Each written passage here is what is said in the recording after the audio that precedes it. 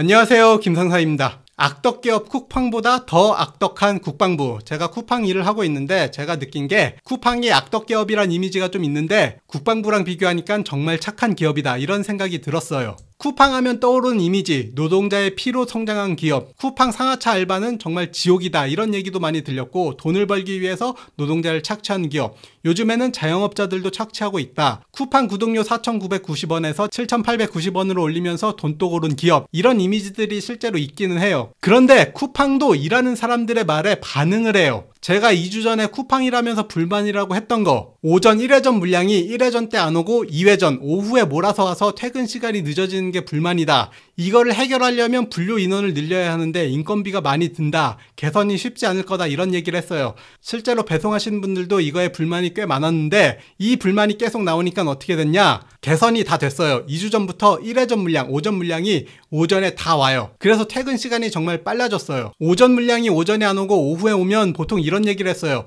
7시에 끝날 거 10시에 끝나게 만든다. 하지만 이런 불만들이 계속 나오니까 쿠팡 측에서도 인원을 더 투입해서 인건비를 더 들여서 분류 작업을 개선을 했고, 실제로 이제는 오전 물건이 오전에 다 와서 오후 물량이 적고 오후에 퇴근이 빨라졌어요. 그리고 알바가 비용이 적게 들지만 숙련도가 떨어지는 문제도 있어요. 그래서 어떻게 했냐, 쿠팡은 올해 연말까지 택배 물품 분류 전담 인력 전원을 직고용하기로 했다. 이 말은 쿠팡에서 인건비가 훨씬 더 나간다라는 얘기긴 하지만 배송기사들이 물건을 제때 정확하게 받을 수 있도록 하겠다. 악덕기업이란 이미지가 있는 쿠팡도 문제가 되고 불만사항을 개선하고 있어요. 그런데 군대는 어떠냐? 사람이 부족해요 라고 말하면 1인 2역, 1인 3역 할 능력을 키워야 된다. 그리고 겸직을 해라. 그런데 겸직을 하면 겸직수당? 그런 거 없다. 그냥 표창장 잘 챙겨주겠다. 그리고 급여가 부족하다고 말하면 80년대보다 많이 받고 있다. 병장보다 급여가 적다고 얘기하니까 18개월간 비교하면 병사 평균급여보다 높다, 이런 얘기를 하고 있어요. 그리고 부대에 차가 부족하네? 그러면 간부들이 자가 차량으로 임무수행 좀 합시다. 그런데 기름값은? 간부가 임무수행을 하는데 그 정도 기름값이 아깝습니까? 그리고 밥값이 비싸요.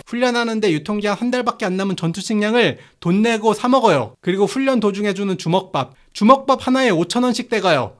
그런데 이런 얘기를 하면 어떡하냐? 규정상 돈을 내고 먹어야 한다. 아무런 조치가 없어요. 쿠팡 배송하시는 분들은 쿠팡에 불만들이 많이 있어요. 저도 듣는 게 많고 여러 가지 불만들이 있는데, 그런데 지금 군대 상황을 얘기하면 어떻게 되냐? 아니, 군대에서 밥을 진짜 돈 내고 먹어요? 이렇게 반응하시는 분들도 있고, 아니, 군대에서 돈을 제때 안 줘요? 월급을 제때 안 줘요? 쿠팡도 돈은 제때 주는데? 이런 얘기도 해요. 실제로 지금 초과근무 수당 등 여러 가지 수당이 제대로 지급이 안 되고 있잖아요. 그리고 제가 상사로 전역해서 쿠팡 일을 한다니까 하시는 말들이, 아니, 상사 월급이 400만 원 넘지 않아요? 그리고 수당도 많이 들어오잖아요. 이런 얘기를 하시는데, 제가 작년도 원천징수 4,900만 원짜리 원천징수를 보여주면 연봉이 5천만 원이 안 되는 거 보고 되게 놀라세요. 아니, 왜 상사가 그거밖에 못 받아요? 자녀 2명 학원만 보내도 한 달에 300만 원이 깨지는데 도대체 어떻게 살아가는 거예요? 이런 얘기들을 몇 번 들었어요. 제가 쿠팡에서 일을 하면서 불만을 가지려고 해도 일을 하면서도 콘텐츠 생각을 좀 하는데, 군대 생각하면 불만이 다 사라져요. 수당 체불은 지읒소 기업에서나 아니면 망해가는 회사에서 나타나는 현상인데, 군대에서 수당이 밀린다는 게 말이 안 되잖아요. 악덕기업 쿠팡은 불만을 들어주고 이게 자이던 아니면 타이던 어떻게든 바꿔요. 하지만 국방부는 불만을 듣지 않아요. 불만을 말해도 나 때는이라고 무시를 하잖아요. 정부와 국회에서 쿠팡은 견제하지만 국방부는 방치해요.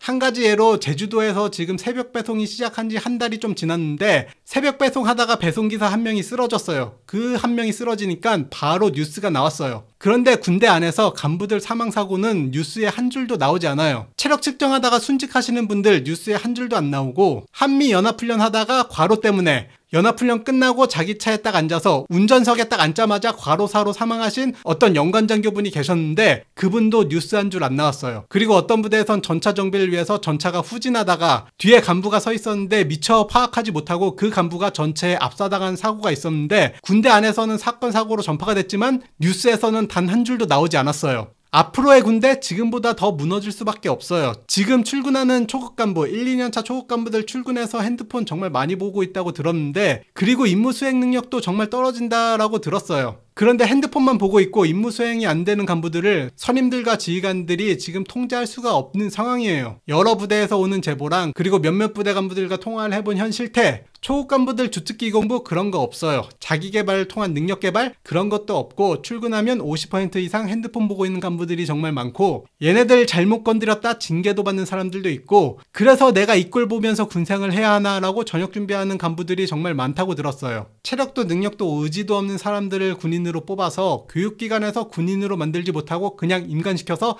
자대 가서 다 배워 이런 식으로 자대로 보내고 있고 자대에서는 아무것도 안 해도 월급은 나오니까 지금 그냥 굴러가고 있는 거예요. 그런 초급 간부들 누가 와서 간섭하면 감찰에 신고하고 이런 간부들이 장기가 되고 있고 몇 년 뒤에는 행정보고관이나 참모부 담당관들을 해야 될 텐데 과연 군대가 제대로 돌아갈지 이제 전쟁이 나면 제대로 전투 임무를 수행할 간부들이 부족한 시대예요. 최근에 나왔던 언론 보도 내용인데 국방부 예비전력과장은 인구 감소와 간부 지원율 하락 추세 속에서 인구 감소랑 간부 지원율 하락은 별개예요. 인구 감소보다 간부 지원율이 정말 급격하게 떨어지고 있어서 이거는 다른 문제예요. 그래서 이런 상황 속에서 예비군을 정예화해야 된다. 예비군을 잉여가 아닌 주요 전력 요소로 봐야 한다. 과감하게 예비역과 민간 인력을 활용해야 되고 특히 노령층에 대한 활용이 결정적이다. 노령층은 경계랑 후방 인력으로 활용이 가능하다. 이제는 안보 비용을 군인들이 아니라 일반 국민들이 예비군으로 충당해야 되는 상황이에요. 이게 쿠팡보다 더 악랄한 게 아닌가요? 노령층까지 예비 전력으로 활용하겠다.